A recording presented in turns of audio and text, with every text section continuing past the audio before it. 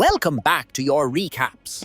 At the beginning of the movie, we see a wounded young woman slowly gaining back her consciousness in what appears to be a fully white room. The moment she opens her eyes, she panics and tries to get up, but is unable to do so. It turns out her legs are wounded, covered in bandages. As the woman analyzes her surroundings, a sinister male voice appears, telling her she overslept. The man introduces himself as Thomas Alcroft, her kidnapper. He explains to the woman that he plans to keep her captive until she falls in love with him, and proceeds to tell the woman her name, Ruby Watts, along with other personal details from her life, like where she's from and where she's gone to university. He even tells her about her parents' professions and how he knows she's afraid of the dark. Ruby clearly doesn't have any memory of how she ended up in Thomas's care, nor does she remember her life prior to her kidnapping. Crying, she asks Thomas what has he done to her, alluding to the wounds on her knees. Thomas tells her he severed her ligaments and instructs her to keep from moving if she ever wants to walk again. He also informs her that he did not touch her private belongings, which are in a black handbag sat on a chair next to the door. On the floor, next to Ruby, we see what appears to be a meal and a small cup containing 2 pills. Thomas explains that he gave her 2 pills, 1 contraceptive pill, and 1 painkiller. He then proceeds to explain to Ruby how their life together will look like. She will be offered daily food, he'll help her wash and go to the bathroom. Her days will start at 7 a.m. and end at 11 p.m. and escaping will be practically impossible, since they're miles away from the closest household. Once Thomas finishes, Ruby asks if he had assaulted her, to which he replies he didn't. Thomas then leaves, leaving Ruby alone in the room. As the scene comes to an end, we see Ruby caught a glimpse of her bracelet, which bars the engraving Ruby X. The next day, Ruby is still at the same spot as she was yesterday. The empty plate next to her reveals she ate the dish Thomas had prepared for her but didn't touch the pill. Thomas enters the room to check up on her and lets out a disappointed sigh once he notices Ruby denied taking the pills. He pleads for her to take the medication, as her pain will only get worse, but Ruby ignores him. As he turns to exit the room, Ruby asks Thomas why he's doing all of this, to which he doesn't reply. Thomas exits the room, and as the door slams shut, cutting the scene to black, we hear Ruby's desperate cry from the other side. Later the same day, Thomas visits Ruby again. This time, the room is shaded with a dark red light, signaling that it's nighttime. Thomas carefully adjusts Ruby's sleeping body so she lays in a fetal position on the floor and exits the room. The next morning, Thomas brings Ruby her breakfast. Ruby is still sound asleep, but is awakened when Thomas knocks on the wall. Once he leaves, Ruby's sleepy and dazed look morphs into a serious one, revealing that her groggy state was a facade. She then scoots her way to her handbag, which is on the other side of the room. She opens and scavenges through it, and pulls out her mirror, which holds her ID. Ruby stares at it, puzzled. After she noticed a shadow from a tiny window, she hurriedly puts her belongings back in her bag, but a small plastic bag escapes and rolls away. Ruby scoots back to her usual spot and notices the ball. She reaches to get it and manages to hide it in her pocket before Thomas enters the room. Thomas brings her a tray of food and inspects her face. He notices she is in pain and says she should have told him. He reaches for his pocket and pulls out a pill bottle. He urges Ruby to take a higher dose, and she complies. He hand feeds her the pills and leaves. Later, we see what seems to be a woman floating in dark water. It turns out that it was a fragment of Ruby's dream. She wakes up distressed and tries to get up,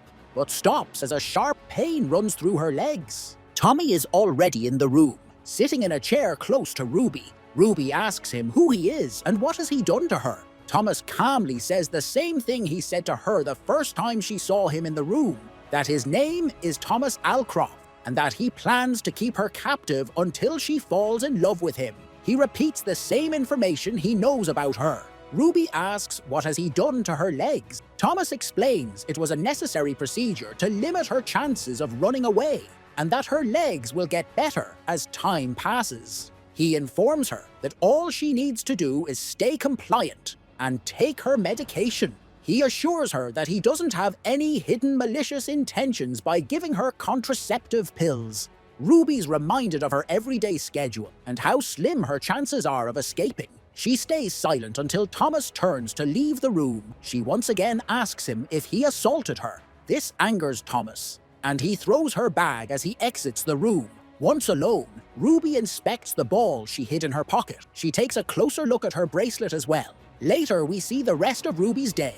Thomas performing psychical therapy on Ruby, him bathing her using washcloth, and Ruby repeatedly slamming the ball on the room's door once it's nighttime. The next day, Ruby notices the wound in the back of her head. She goes to her bag and pulls out a mirror, but doesn't manage to see much of her injury. She ends up slamming the mirror into smaller pieces and takes a closer to her wound. Before she could see anything, she notices Thomas spying on her from the other side of the door. She hides the glass shard underneath the bandage of her left knee and tries to go back to her usual sitting place. Before she does, Thomas enters the room and drugs her. Once it's nighttime, Thomas plays an audio that is aimed to discourage Ruby from moving and escaping. He proceeds to clean and rearrange the room and ends up falling asleep on the chair. His phone alarm wakes him up. He turns the discouraging audio off and sits Ruby in an upward position and leaves. We then see a series of days Thomas and Ruby spend together, which consisted of Thomas bringing Ruby food and helping her with her hygiene, and Ruby spending most of her nights playing catch with her ball. One morning, Ruby is seen fondling with the sink's pipes. The mess she made doesn't appear to bother Thomas when he enters to bring her breakfast. While he investigates what she did, Ruby asks if she could ask him a question. She asks him what would happen if she doesn't fall in love with him, and will she stay captive forever if she doesn't? She goes on to joke about what Thomas did to her legs. Thomas asks her what can he give to her, which confuses Ruby. Thomas says she's obviously feeling better, due to the fact she's even joking about her situation. Thomas states that she must be getting bored, and offers to bring her something in order to make her stay more tolerable. Ruby thinks for a second, and asks Thomas to bring her a pillow and a blanket, and a book to pass the time. Thomas complies, then asks her about the two drawings on the wall, one of a chair and one of a brain, done in pencil. She says they're pretty. Thomas compliments her by saying she looks better and asks her to repeat what she wanted to be brought to her. And she does. The next day, Ruby is seen on a mattress with a pillow beside her. Thomas enters and gives her a book. After she flips through it, she states she read it before. Ruby gets overwhelmed since that book is the only thing she remembers before her life in captivity. Thomas explains to Ruby that she could get back some of her memories if they're triggered by certain triggers, which gives her a glimmer of hope. Thomas offers to help her regain her memory, and she thanks him. Later, when Thomas brings her food, he asks Ruby if there is anything she wants. She says she wants a red bush tea, and he instantly brings it to her. After smelling it, Ruby awakens a memory. She smiles and questions Thomas whether he knew she was going to pick this specific tea. He smiles and tells her that it's the only thing she drinks. Ruby asks him how does he know all the information about her, to which he replies he did his research. Later in the day, Ruby is seen examining her book. She stumbles to a page filled with apparently meaningless letters, but as she puts the mirror piece she hid earlier on the letters, she ends up seeing some of the letters spell out "Don't trust him" in the mirror. Thomas carefully enters the room seconds later with a table. It turns out Thomas wanted them to have dinner together, which they do.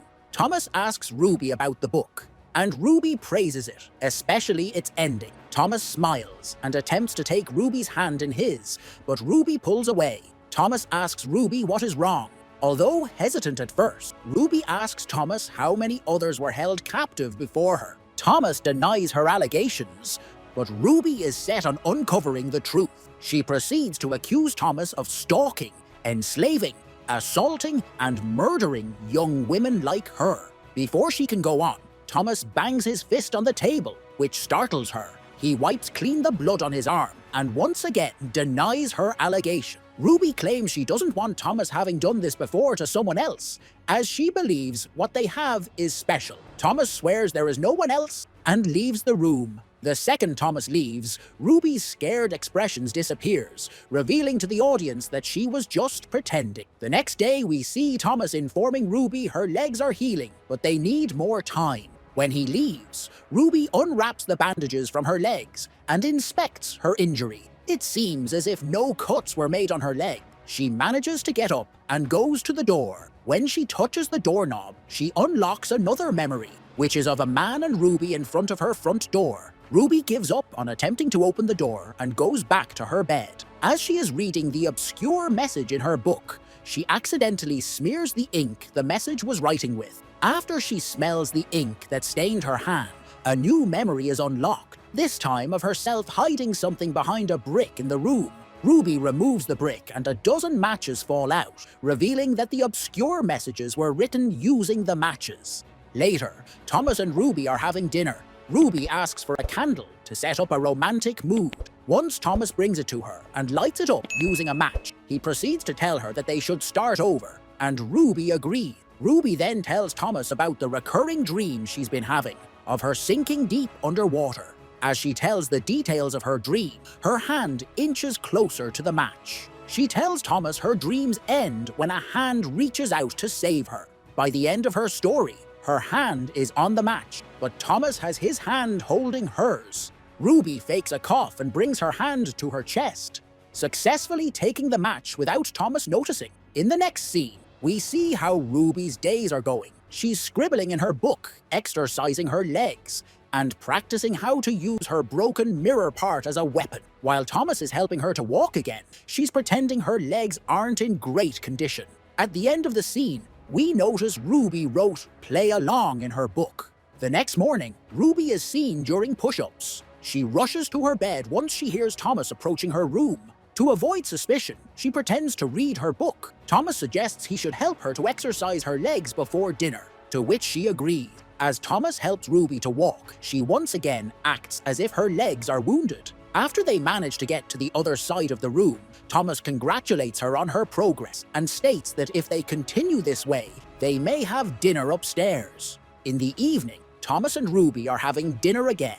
Thomas proclaims that this is a very special meal and urges Ruby to taste it. After she takes a bite, Ruby unlocks another memory, this one being of her and Thomas having dinner at a restaurant. They seem to be on a date and are comfortable with each other. Thomas then asks Ruby to close her eyes and proceeds to put on a necklace he bought for her. He kisses her on her forehead. We then cut back to the present. Ruby is in shock and asks Thomas whether they were together before. Thomas nods his head and tells Ruby that the meal she vividly remembers was their anniversary meal. Ruby tearfully smiles at him. At night, Ruby is seen brushing her teeth. As she admired the two drawings Thomas put on the walls, she notices RAW written on one of the corners of the drawing. In the morning, Ruby sees someone in a boat whilst looking through a small window from her room.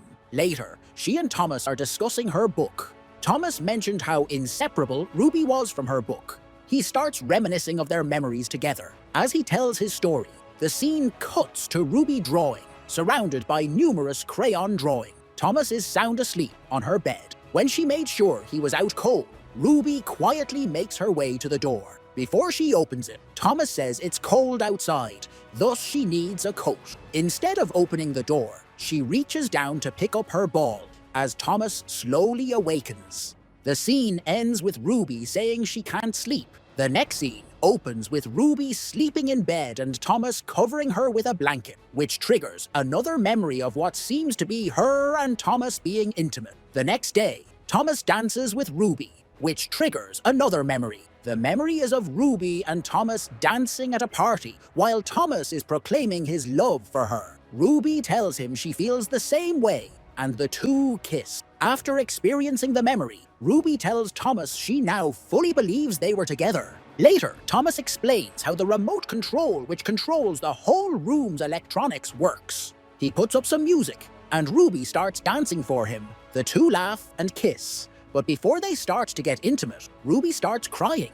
Ruby asks him how did they get to this, and Thomas agrees to explain it to her. As Thomas is explaining the story, the scene cuts to the past. We see Ruby waiting for Thomas at a bar. She's with her roommate, Nick, who's openly flirting with her. Thomas doesn't make it to meet her since he missed the train, thus Ruby and Nick leave to go home. Thomas leaves Ruby a message that he's being picked up by his friend Rob and how he'll hopefully see her soon.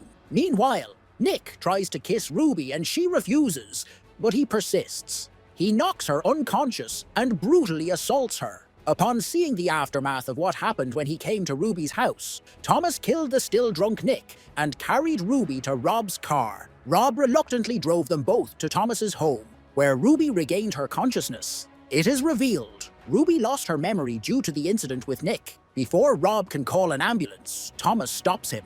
They argue for a bit, but Rob agrees to help Thomas out in his plan to regain Ruby's memory. They travel far north, where Thomas breaks ties with Rob and thanks to him for his help.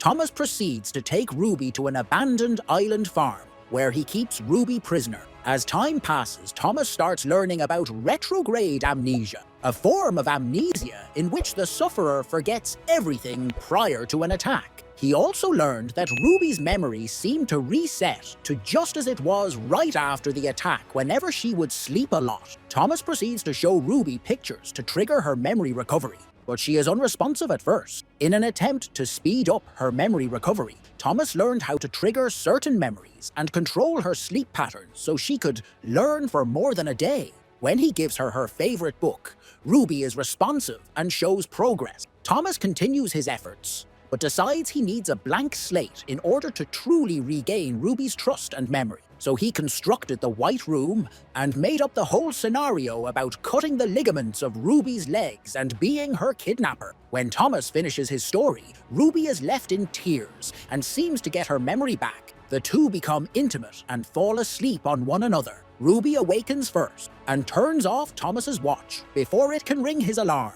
She takes the broken mirror piece and stabs him. She starts crawling to escape, but Thomas tries to stop her. She kicks him with her feet and manages to escape to the outside. She gazes tearfully at the sky above, then runs to the boat, but passes out before she can make her escape. She awakens in a hospital room, with a doctor assuring her she'll be fine, and that she may experience some short-term memory loss due to her injury. The doctor is revealed to be Thomas, who yet again orchestrated a different scenario in hopes of gaining Ruby's trust and regaining her memory. Please, if you like my content, support me with a like and subscribe to the channel.